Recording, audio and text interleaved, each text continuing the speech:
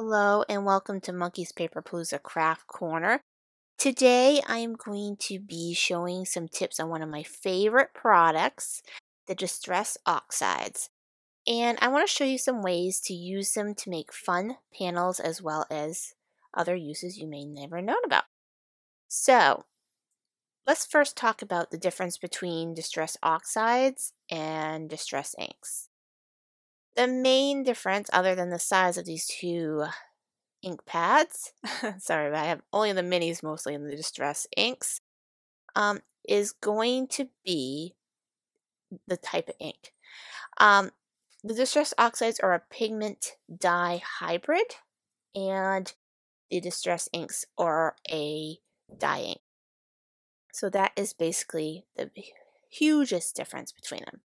But what the Distress Oxides can do in versus the Distress inks are totally different. The first thing is you'll notice this is more opaque and more pigmenty. It does kind of have a chalky look to it versus this very inky dye ink look you get with the Distress ink. That makes it more transparent versus the opaqueness of the thing. So let's add some water. You're going to notice some milky dots on this versus this is just going to look like water spots. So let me put some in my hand so you can really get some big spots to see. And like I said, see, these are starting to get really milky and white versus the very water droplet kind of drops on the dye base. Alright, so like I said, you see this milkiness. And that is what the Distress Oxides do. They basically make a chalky look versus the typical blended, water droplet look we get with the Distress inks. They're both water-based, which is fantastic, so you can do that techniques with it. Pretty much majority of techniques with it. It's just you get more of an opaque look to this. And that lends itself to be put on multiple colors of paper. Versus the Distress inks usually do better on white or very light colored paper. You can also blend these two. You can mix your Distress Oxides and your Distress inks. It does not matter. You can get some really fun effects with that also. So don't be afraid to experiment with them. Right now, the Distress inks come in both the mini and the large, but the Distress Oxides right now only come in the large, which is a little sad. I can't wait. Hopefully sooner or later he'll come out with the minis in it. But we're not looking at the Distress inks today. We are playing with the Distress Oxides. So for the first panel we're going to do for our cards for today, because we're going to make 4 cards today, and then I'm also going to make 6 more cards in our next video of this series. These are going to be simple cards. We're going to go through the simple techniques of doing it with this. The techniques that we all try to use as we go through them. And the first one we're going to visit is, of course, the blending. Now, Distress inks are very fun to blend. They usually blend beautifully, though I do say the oxides do blend better than the inks. They are creamier and smoother and they go on like butter. And it's just easier to do. Versus, sometimes you get that inky kind of sink-in color with the inks, the Distress inks, because of the dye-based ink. It doesn't sit on the paper as long and it sinks in faster. These sit on the paper and they stay wet longer.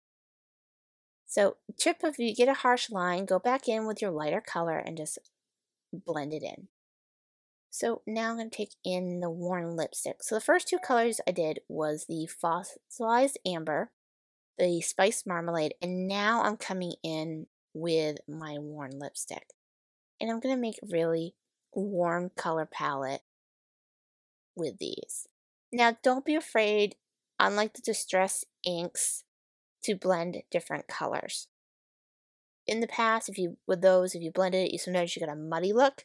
These don't get as muddy, so don't be afraid to put purples and pinks together or oranges and purples. It doesn't matter. Now I'm going to put some speckles with my water mister and just speckle it up a little bit so you can see that milky look to it. And that is the fun of this. They go on creamy, they blend beautifully, and you get these fun milky dots. And the color tends to intensify if you add water.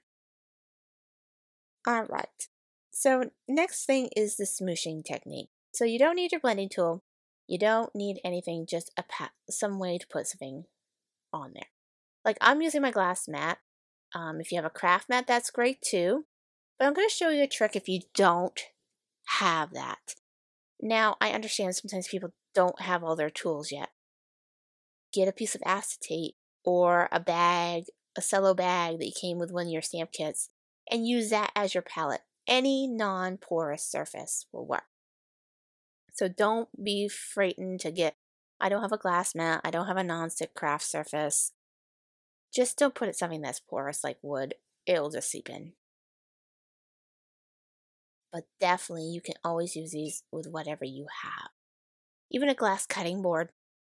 You know, easy ways for you to get some cheap ways to do this. So now we're going to do what we call the smooshing technique. And you just put your colors on your surface and you smush it into the paper. Now you can do it straight on. Some people like to smush it side to side, rub it all into there. And the fun thing is this is you can't go wrong. Just keep on adding the color. Adding water, add the color. You can heat set in between if you feel like you want to make sure the layers get more intense, and it also makes it so that it layers on top versus melding into each other. So it's a great way too if you do heat set in the middle.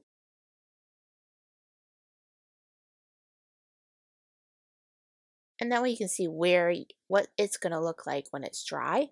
So you can see if you want to add more color or not.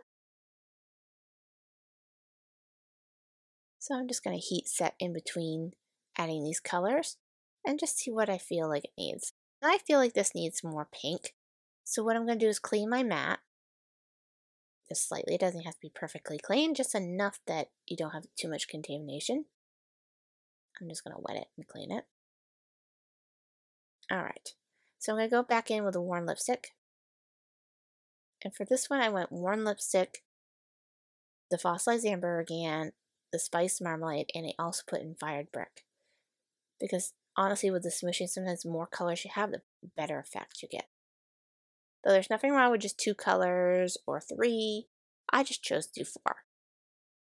Now I'm feeling like this looks a lot better. Now we got some pink showing in it. So I'm going to heat set this once again. And then I'm going to show that you can also, after you're done your smooshing, you don't have to leave it like this, you can add some water droplets. And you get those fun little droplet effects, which is also really fun. Isn't that pretty? It's a great way to layer. Don't be afraid to layer your inks. Distressed inks do layer very well. Usually though the oxides layer a lot better because they don't seep into each other because of that pigment ink. It kind of sits on the surface, which is a lot better. But see the 2 different looks? Same colors, families, but 2 different looks. I'm going to be using the blue cooler tones. So we're going to use Faded Jeans, Broken China, Ice Spruce, and Cracked Pistachio. So this kind of gives you a different look, because last ones we've done a lot of warm colors, but this time let's try cools. And what I'm going to do is a little bit different. We did the little swishy thing last time. This time we are going to go straight up and down in a drag pattern. It's a nice way to get a different kind of effect, because before you kind of get it swished around in little clumps. This one you get nice little lines and stripes, which make a really fun effect. So see, there's a different effect you can do. So play with your inks, have fun with them, use different ways of doing it, just so that you can actually get an effect that you like. There's no wrong effect with this. You can smoosh it whatever way you want, and if you feel like you need more colors, layer it. That's the one thing with distressed oxides, they're very layerable. You can layer them over and over again. And whoops, my camera moved. So what we're going to do now, oops, I got hair in there also. Let me put water to this. and we are going to add some more cracked pistachio to this panel. Alright, so I feel like we're almost there again to where I want it to be. I just want to fill in some of the white spots with a little bit of the green so that it wasn't so much harsh white in there. Now I'm going to heat set it. And the one thing that's really nice about a glass mat, and I will say this again, is you can heat set on it. It does make it a little easier. I wouldn't do this on a craft mat or on your cello bag, but glass mat you can. So just be careful when you heat set. Don't do it on those. And I just put some specks of water in there too to give that fun effect that we did before. And look, you have a totally different kind of look to this panel. Now for assembling our cards. For the first two cards, we're going to use the same panel. First panel, we're going to cut out my little wreath, and I'm going to use the negative and the positive of it. And then I'm going to use this little word to put in the center, which is love, that came with this set. Can't remember exactly where I got this die kit from. I'll have to research it and put it down below, but it is a very fun and beautiful little die because you get this beautiful little flower wreath. Now, I've used this tool before. This is my Spellbinders Tool-in-One. It is a very wonderful tool, and I'll show you why in a minute. It is one of my go-to tools for when I am working with dies because it has this fun little pointy thing that you can poke out any little tiny things that don't fall out by themselves.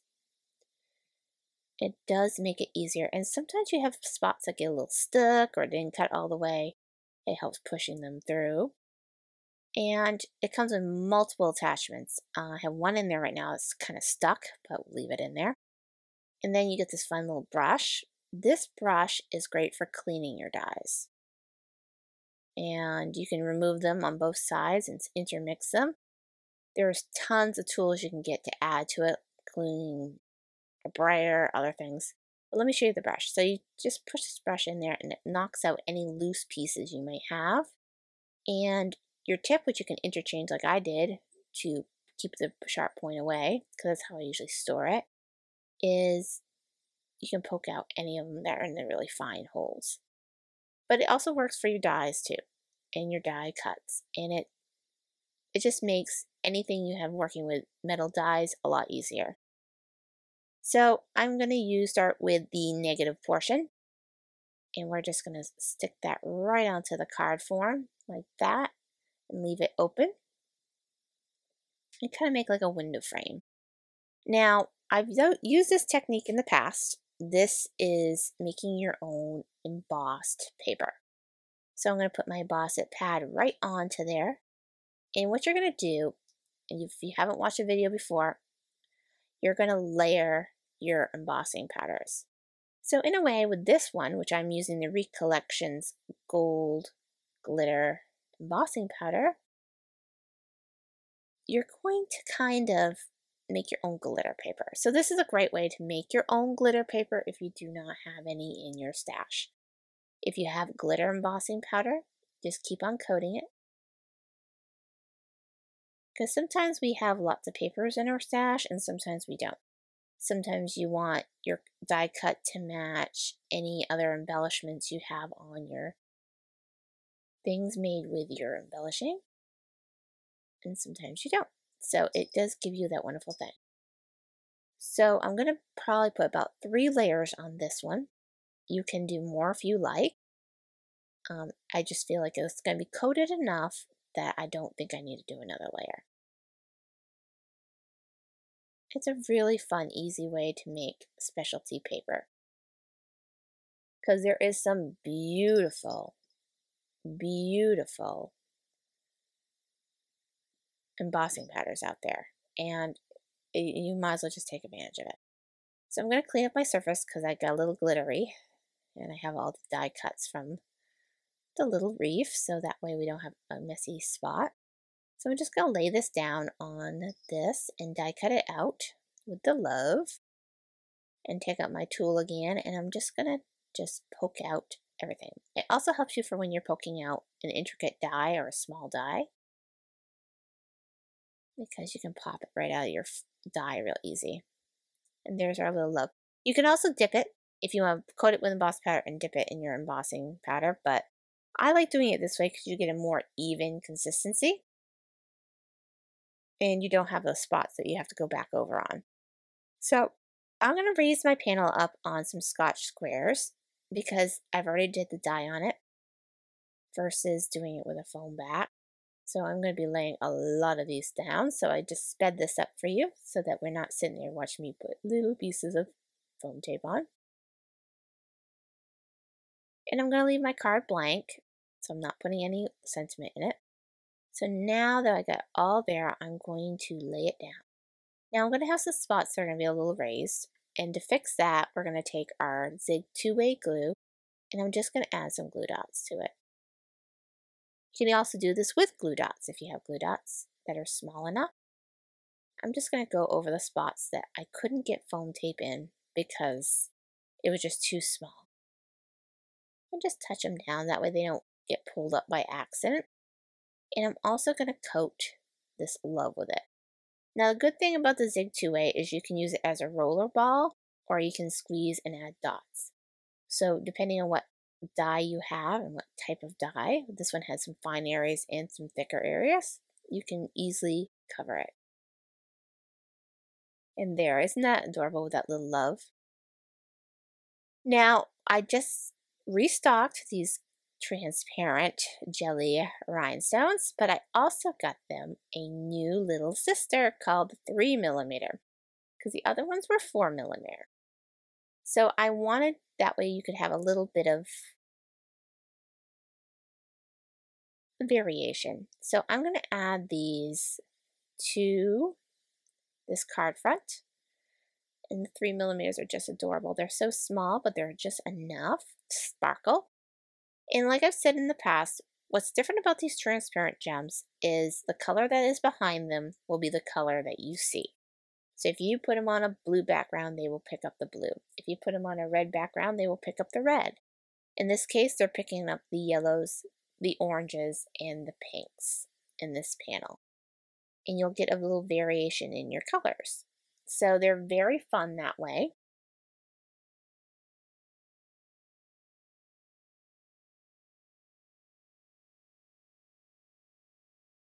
But they're very fun. I sold out before and I just got a new shipment of them in and restocked them because they became very popular. I'm also going to be ordering some that are not Aurora Borealis so that we have just regular clear gems. That's in the works. Hopefully you'll get those by next month.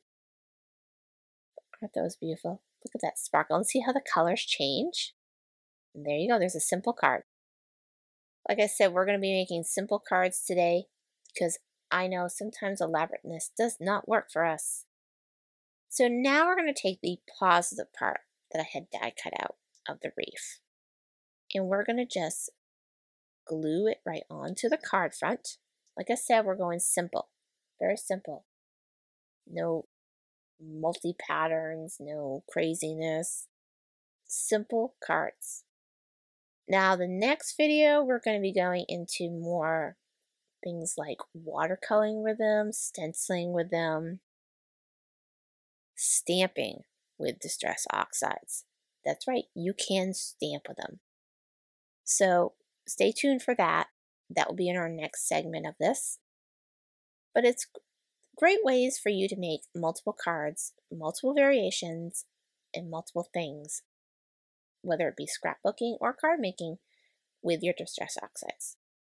Now, I always notice the two-way glue is a little wet for a little while, so I'm just going to lay a little bit of my embossing powder on there just so that I can give it a little weight while I push down the other parts. That way it doesn't lift up while I do the other part. And then push it down a little bit more. Now, that little piece that we had embossed earlier, I'm going to now do the with love. Oh, no. With love. I believe that was a Spellbinders.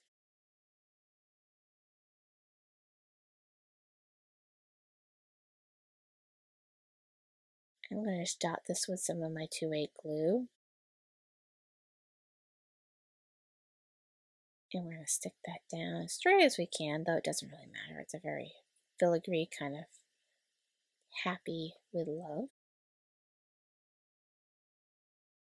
Got a little dot for the eye. It's a little crooked, but it's not a big deal. And now I'm going to put some of the Aurora Borealis rhinestones, the transparent ones, inside these little flowers and their wreaths. I'm going to prep my little glue in there. Like I said, we're going simple. And this is the simplest you can get. Little empty note cards. They're very classy, but yet very simply made. These are great for quick cards, you know, something that you need to make quick, that you don't want to sit there spending hours making.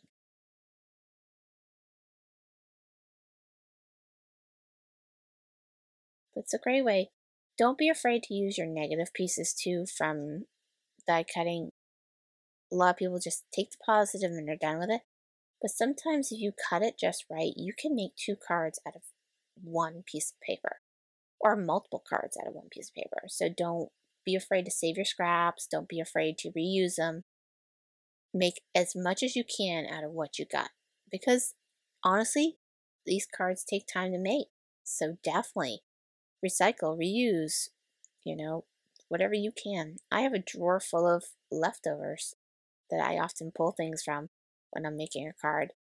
You know, like I had a bunch of the rays cut from July's kit. I saved those rays. I'll use them in another card someday. Don't be afraid to save some of your things. Don't oversave though, because then you'll end up hitting your craft room full of stuff. But just save them for temporary and see if you use them again. All right, and I'm also going to add some around the sentiment too, just to give it a little bit more sparkle. And you'll notice they almost grab that brown color from that background. It's kind of cool how it does that. So it gives them a little more of a almost light brown effect, almost golden. That's what I really like about these little gems. Transparent ones are really hard to find. You can find the foil backed till you're like crazy. Everybody has the foil backed. And the jelly rhinestones are getting really popular, but they're mostly colored. But finding transparent ones are really hard.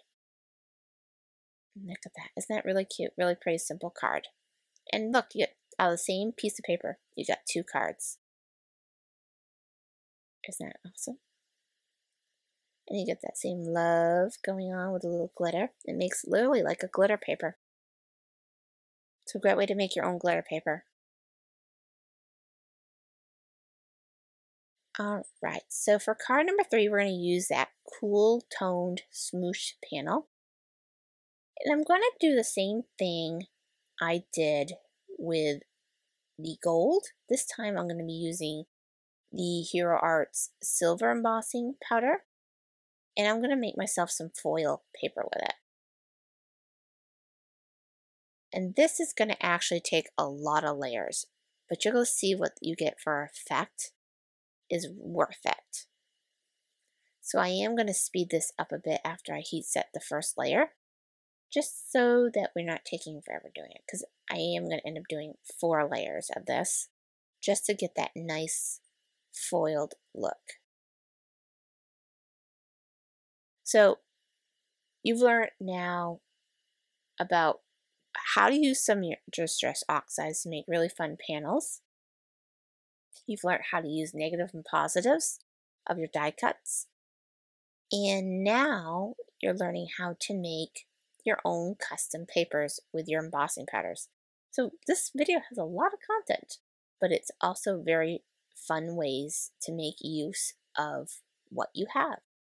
So sometimes buying all these specialty papers and stuff is great, but it can also overwhelm you. Like I have papers I forget I have sometimes. But when you can make your own custom papers with what you have, whether you don't have a lot of papers, but let's say you have tons of embossing powders. Here's a way to make custom colored papers to go with it, especially if you have embossed details on your card. like if you stamped with this silver embossing powder and you want your words to be the same color, here's a way to do so. But it does make it a lot easier. Now you're noticing as I'm getting the layers, it's starting to smooth out more. It's got less of the little dots you get with it and more of the smoothness. And the more layers you get, the smoother it's going to get because you have more embossing powder. So you're going to get those little dimples out of it and it's going to be super smooth and glossy. And that's why I did 4 layers, because it gave me just a little bit more to get that out of there. And the more heat you set, the more it's going to slide into each other and it's just going to just smooth out. All right, so now we got all our pieces here. I cut a panel, and yes, it's pink, a foam, craft foam, but it's not a big deal. You're not going to see it that much.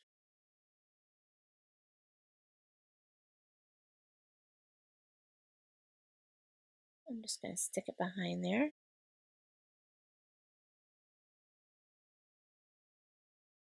I also cut a white panel for inside it because all these cards, I'm not doing a sentiment inside. I wanted to keep them as simple note cards.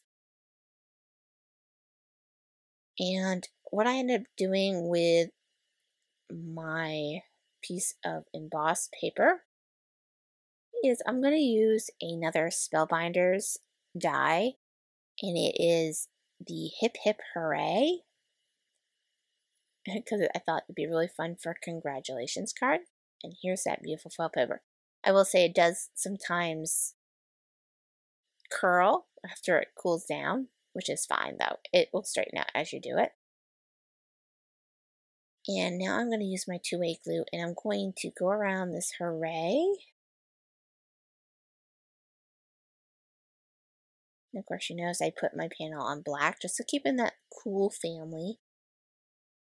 I was almost tempted to do gray also too, but I said I don't want it to be too light. I want to have a little bit of pop to it. And it made the colors pop a little bit more, so I decided to go that way. So I'm going to stick these down, and I got my 2-way glue, and I've got my self-clamping tweezers to hold it down. I'm just going to make sure I got it all straight, making sure I put the right way. I had one time I put this die upside down, and it was, the Hooray was upside down. I don't know why I did it, but I was just verifying I did spell Hooray right, and it is going the right way.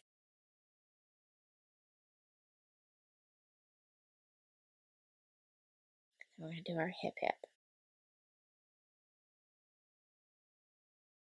Good for a congratulations card, graduation, something fun happened. And that's why I wanted to leave it blank, so that way it's not kind of stuck in a certain theme.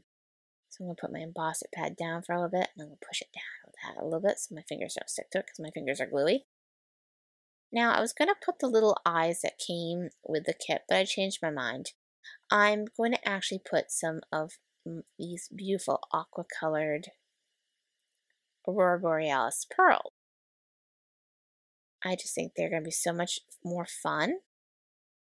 And then I'm going to add some around the words too, just to give it a little bit more bling. I felt this blue was perfect with the colors that were in the card. So I'm going to just stick those down on there, just to give it a little bit more bling. But yeah, once again, a simple card, a die cut, a panel, and some embellishments. Very simple, but very, very beautiful.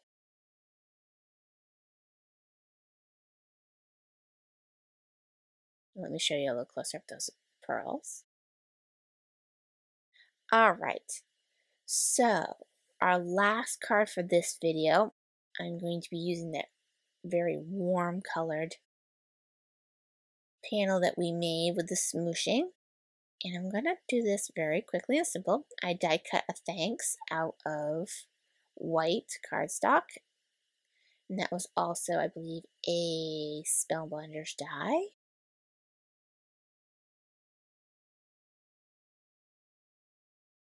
I have like a page in my die cut book that is all sentiments, and it's so much fun. Sometimes you just need the perfect one for that. And I did end up putting on a thicker piece of foam so that it is raised a little higher because this card's going to be very simple. Might as well give it some texture. And I am putting down some more dots of my 2-way glue on this thanks. Another way too is you can also stack these if you want to do a more raised thanks. But I want to keep it simple, so I just did it that way. So I'm going to put my embossing pad on there, let it dry, and while I get out some beautiful pink jelly rhinestones. I just got these in the shop too. They are 4mm. They're really fun. And I'm going to mix those with some more of the transparent ones, just to give it some different colors and textures.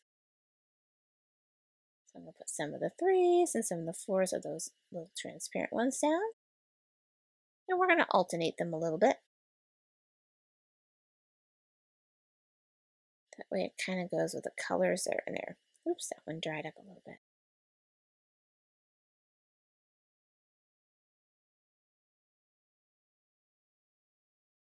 Like I said, this is a fun way to really spice up your simple card.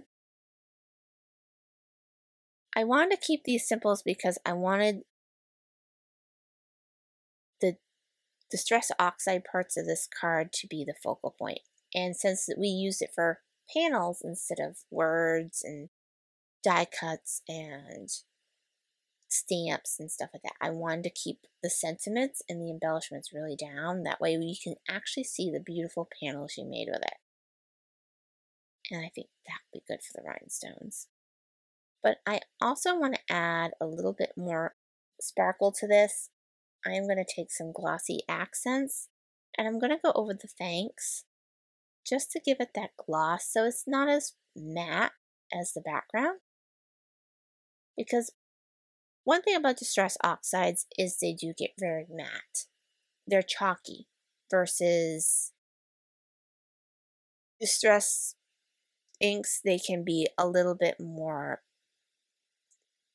made glistening by putting glitter spray.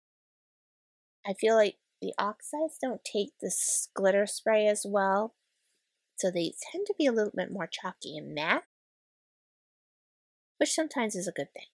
So I'm also going to go in here and make some little dots to go with the dots that we have in the panel itself. So you get this really fun raised dot look, as well as the glittery. So I hope you enjoyed watching this video. If you did, please check out our last uploaded video, as well as a video specially curated just for you. And like always, we invite you to join our channel, like, subscribe, ring for notifications, and also check out our mailing list where you can get crafty sales and video newsletters.